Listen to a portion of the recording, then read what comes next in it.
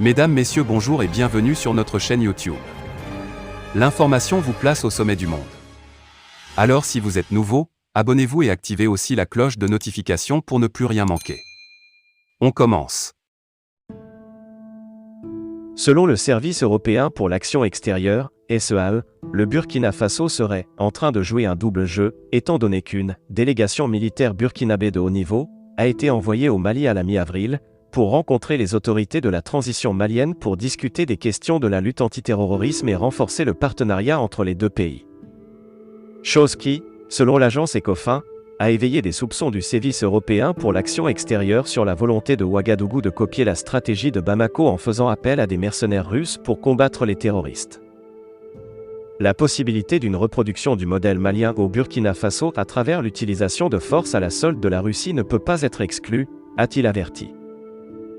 Dans le golfe de Guinée, le document du SEAE évoque la création d'une empreinte militaire limitée dans un État côtier identifié, qui accueillerait des formateurs militaires de l'UE capables d'effectuer des missions sur mesure dans la région, tout en signalant que le projet n'est qu'à ses débuts. Selon l'agence Ecofin, le document souligne par ailleurs la nécessité de maintenir un minimum de présence militaire au Mali pour ne pas créer un vide qui pourrait être exploité au détriment des intérêts de l'UE. Pour information, l'Union européenne avait décidé en avril dernier d'arrêter la formation des unités des forces armées et de la garde nationale malienne, à cause de leur collaboration avec les mercenaires de la compagnie paramilitaire russe Wagner, venus au Mali à l'appel de la junte au pouvoir.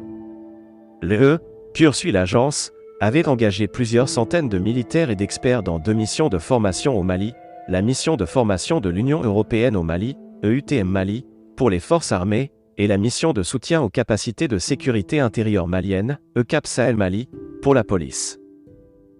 Le mandat de l'ECAP, approuvé en 2015, a été prolongé jusqu'au 31 janvier 2023.